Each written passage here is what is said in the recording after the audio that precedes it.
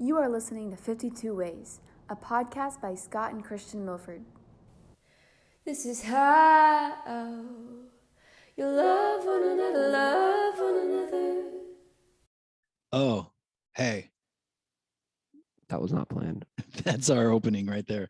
So welcome to the 52 Ways podcast. The reason I just gave that weird opening is because I was thinking about openings earlier today, and that oh hey opening is from a local barbecue joint called Salt and Smoke, and it's the most amazing barbecue. And their commercials locally, every commercial starts out with the owner going, oh, hey, like he was caught off guard that he was about ready to do a commercial. I think if we're going to do different intros, I get to pick the next one. Okay, you can pick the next one. I want you to play your violin in the next one. No, no, we can do that one the next one. Oh, come on. We got to do that. I want to do Stampy's You got an idea? intro. Oh, no. Stampy's intro. Mm-hmm. Stampy's a Minecraft guy that Christian used to watch. Do you still watch him? No. Okay. Jeez, no. I don't even know if he's still around.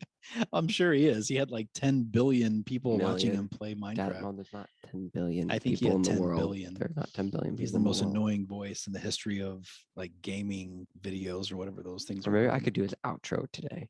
Okay, maybe you can. That'll be fun. It's going to be painful. Maybe you better scoot back away from the mic when you do that. No, okay, that's enough. Well, hey, so glad you're with us today. Welcome to week 12 of the 52 Ways podcast, where we're going to show you over the course of 2022, 52 ways that we can all get better at loving others the way that Jesus loved us. I just thought of a great way to love one another. Okay. Give them hugs. What? Give them hugs. No, put them in a lovely garden. Do you remember that? Or do you remember Stampy whenever he did that? Oh, yeah. He had a love garden. Yeah. So he had a lovely garden. No, it said love garden. No, it was because me and mom were weirded out. Weirded like he out. Was a pervert. So every single episode, Stampy would have this a love garden where he would put names of people who did something like special for him, like send a picture of like, I don't know, like people who made certain things like cupcakes or like cupcakes that had like Stampy on them. But I think that maybe we could start doing that with ours. You want to have a love garden here in the podcast? Where we can have where we can show how much we love our listeners, and we can. I think if we told people that we put them in the love garden, they would stop listening. I think so. Yeah, I think that's what made Stampy his downfall. Yeah. Mm-hmm. Too many weird love garden references. All right, so we're gonna crank in. We're still in the book of Matthew, the Gospel of Matthew. I think we're probably going to end up having more episodes about Matthew than the others, because as we get into some of the repeated, things that Jesus did, as we get into Mark and even Luke, I think we'll maybe not rehash things that we've already talked about. Luke is so cool. And well, they're all so cool. John will have some new things. Luke is for cooler, sure. though. You think Luke is cool? Yeah, he's a doctor. Because his name's Luke. Yeah, Luke's a cool name. Like Luke Duke. That's not a cool name. Oh, it's cool. Just a good old boys. Okay, so this episode is called Jesus Heals a Faithful Dog. What? You named it that. I named it that. Why name all the episodes? Because you got to have a flashy name. He healed the dog. He didn't heal the dog. Yeah, he did. He healed a person that he called a dog. Oh, that's not very loving of Jesus. I know. So we have an interesting little scenario here. This is not just a teaching of Jesus. This is a time where he actually interacted with a Gentile woman, which means, of course, this is a non-Jew, a despised Gentile, an unclean Gentile. And he was not so nice to her at first. And then he was. And so we're going to break this down a little bit, and we're going to put it in the context that we're using here in the podcast, and try to figure out what was Jesus doing in this passage. We're in Matthew 15, verses 21 through 28. And our dog is back there behind us. He's eating one of those balls. He's not supposed to. One of the big balls that you use to. Yeah. He can't get his mouth around it. I was playing with him earlier with him. Okay. He's fine. There might be a little slobber on the ball. Okay, so let's go over to Matthew 15, verse 21, and let's see what happens here. This is a really, really interesting passage.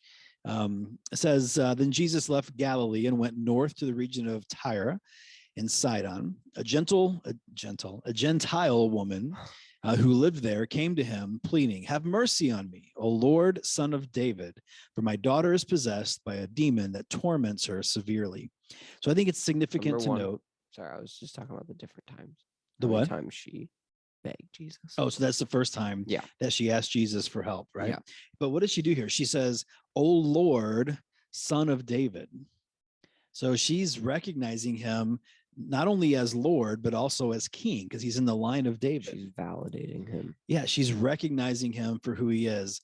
And not just a good teacher. Yeah, not just a rabbi or a teacher, but Lord, Son of David, which is really significant. And the other thing is, this is a Gentile from this region of Tyre and Sidon. And I don't know all the geography like some biblical scholars do, but I think it's worth noting that she knew who Jesus was. She recognized him as they were entering into this region.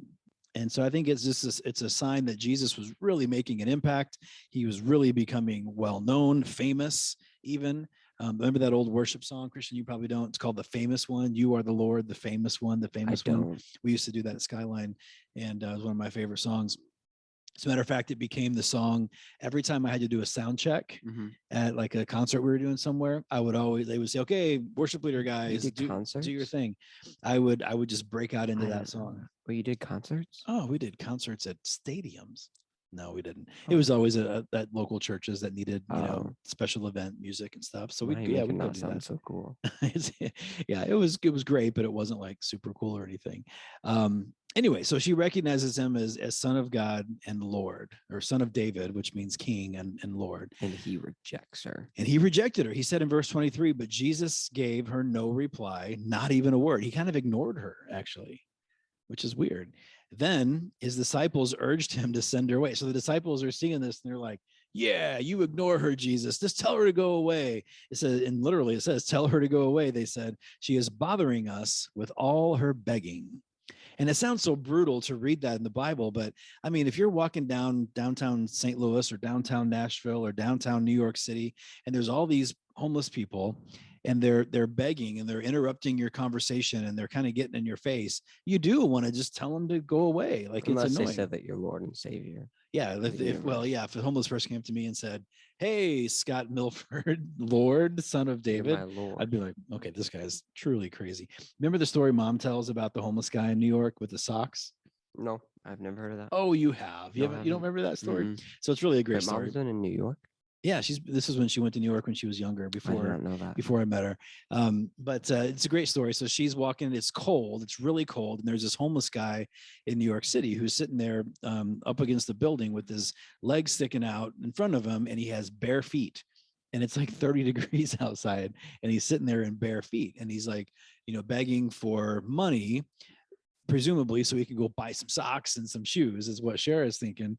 So she's kind of walking by. I don't remember if she said it was like the first time she walked by or if they walked back by him a second time, but she literally took her shoes off, took her socks off, and gave this guy her socks off of her stinky feet. Yeah. And then put her shoes back on and just walked the rest of the way with no socks on. Probably got blisters.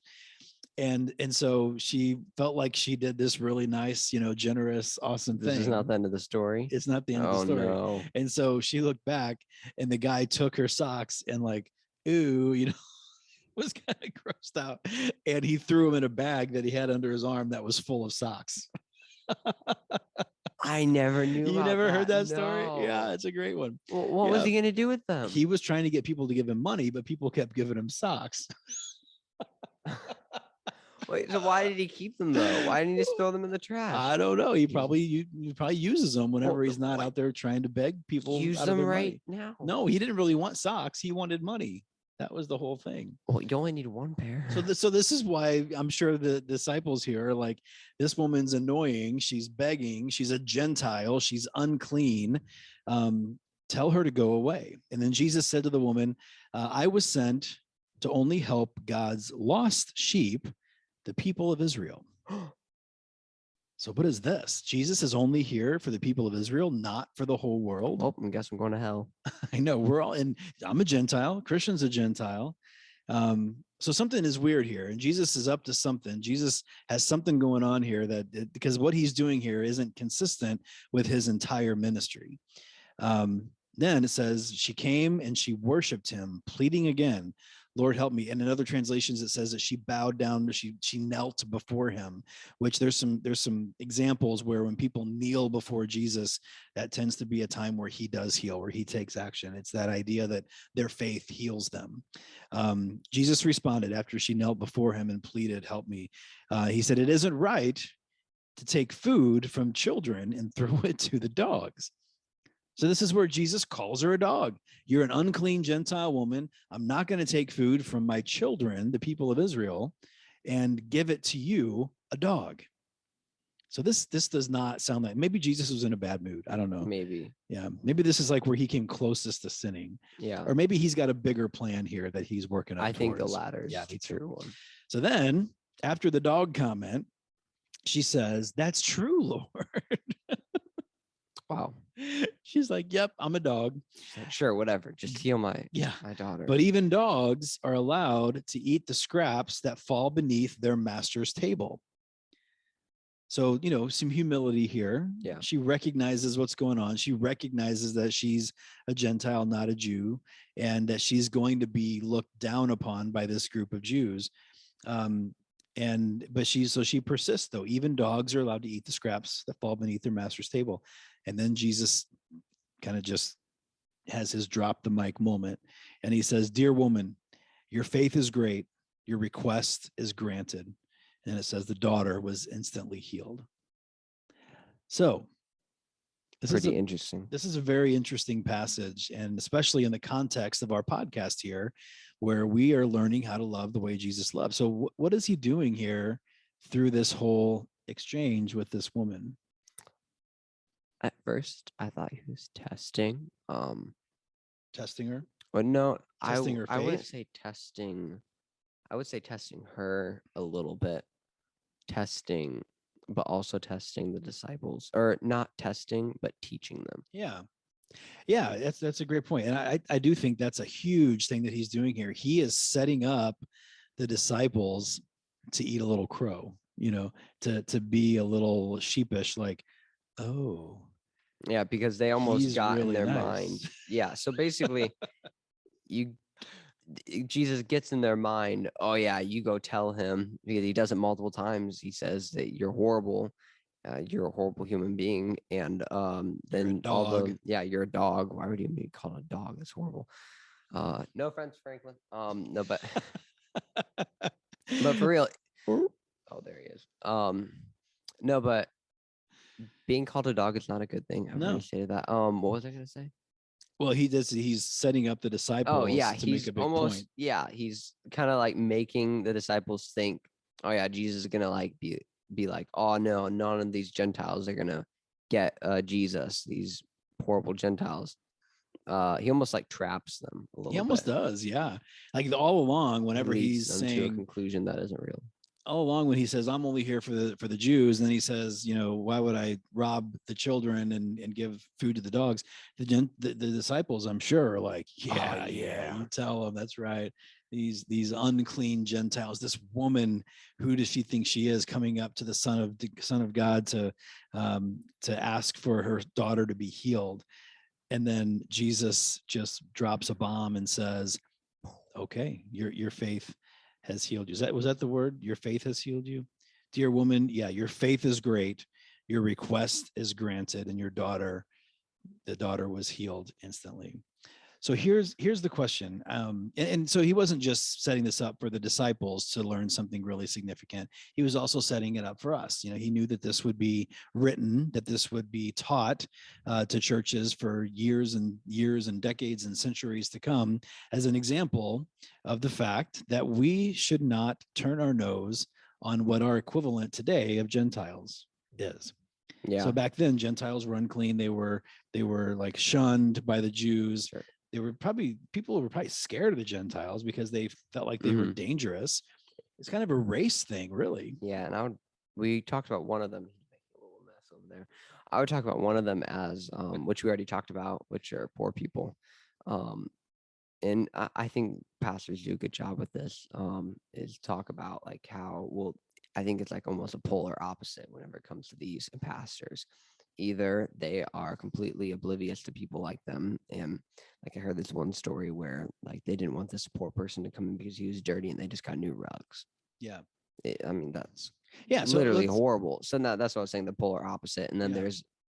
there's no in between with this, people who are neutral with this situation. And then there's, of course, I would hope most pastors and churches who welcome those people and will say that they welcome, not the people, though. That might be a little bit different.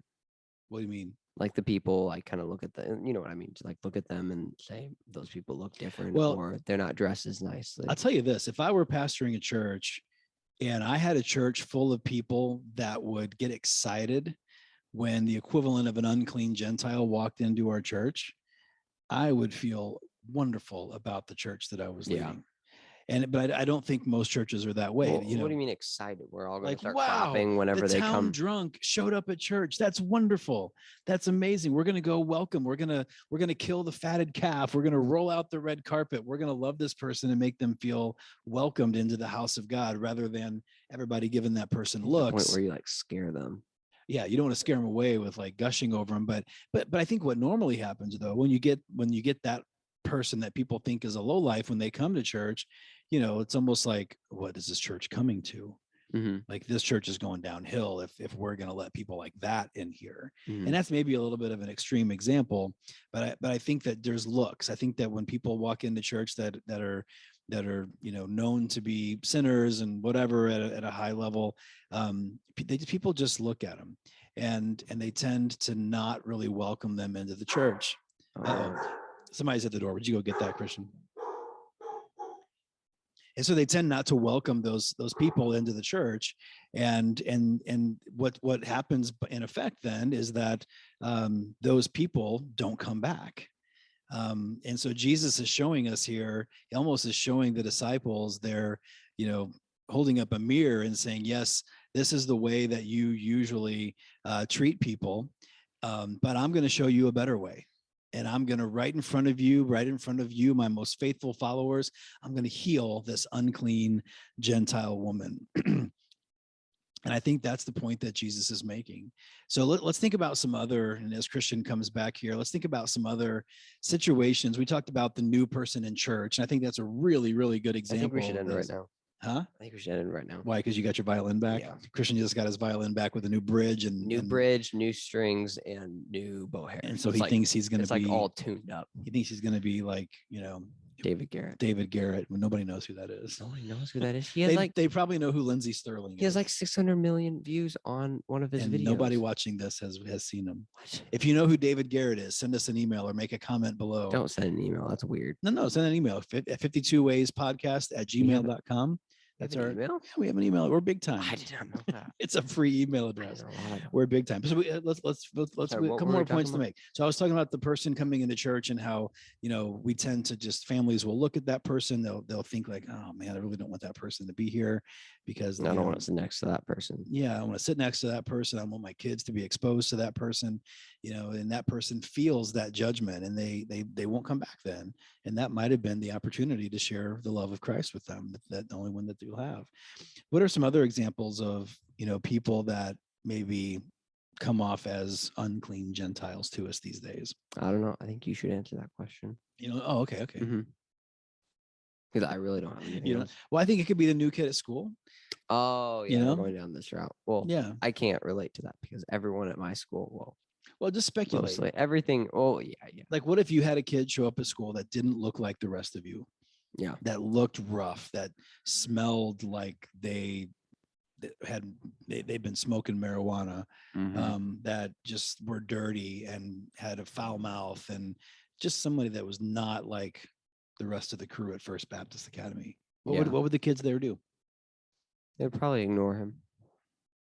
Yeah, you think so? Yeah. I think that's a fair answer. They may not be rude to him. Yeah. Or her, but I think it's fair to say, yeah, they might ignore him. You know, I also think about, you know, if you have a new family that moves into your neighborhood, and maybe it's maybe they drive an old beat up Nova. I guess Novas are cool now, like old Novas, but an old beat up vehicle. They look rough. Or maybe they're a different race. Maybe they're from a country that's a different race than everybody else on your Maybe street. they're from Russia. Maybe they're from Russia, right? Maybe they're from the Middle East somewhere, and you've got a thing against the Middle Easterners, and you don't want them to be in your neighborhood. I mean, that's really what was going on with the Gentile versus the Jew thing. And I think in some ways, Jesus is making a very strong statement against racism here. And I think that's important for us to call out in the context of this podcast. You know, Jesus, at first, like, well, we've already made the point that he's kind of setting up the disciples to see the way that the ugliness in their natural reaction to Gentiles, but then he shows love and kindness to this Gentile woman because of her faith, and he shows that he's not just here for the Jews of Israel; he's here for the entire world because he healed this Gentile woman. And so the point I want to make on racism is it doesn't matter what the color of the person's skin is, doesn't matter what country they're from, doesn't matter what religion they adhere to. We as the people of God, as the children of God, those that are asked and commanded by Jesus to carry his love forward, we have a responsibility to show love to that family that we would rather not associate with, to show love to them the same way we do to the family that looks just like us and acts like just like us and has a million things in common to us. And that's hard to do. Agreed. That's hard to do. But I think the question is, are we willing to do it? And in the moment, maybe this is the even harder question. And Christian, I'll throw this at you. So let's say that kid shows up at school. Would you be willing, especially now that we are talking about this on this podcast, would you be willing to be the one to lead the charge to show kindness to that easily despised person at school? I want to say yes, but I don't know. What would stop you? Because I think about what he might be and what he might how he might influence me, and that he might be weird. Yeah, it might be weird. He probably is weird. He probably thinks you're weird. Probably.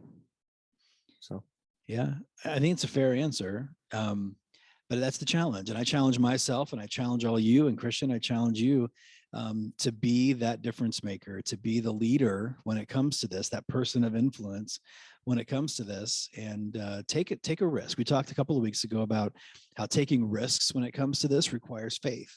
And if you have a strong faith, you can take those risks to say things to people, to reach out to people, to connect with people that you wouldn't naturally connect with. And that's exactly what Jesus is doing here. So if you have a Russian person show up in the middle of this whole thing where the whole world is anti-Russia because of what's going on over there, if you have a Russian person show up at work or in your neighborhood, make an extra effort to be the hands and feet of Jesus, to show the love of Christ to that person, because when they're God's probably at getting work, hated on.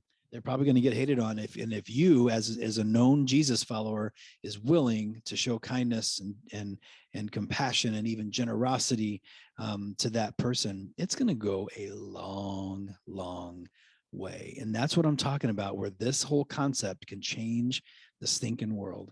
And I'm so frustrated that we just aren't grasping onto this. We still hang on to the things we talked about last week, where we have all these man-made rules and all these things that we think are so righteous and so holy, and that God's going to honor these things.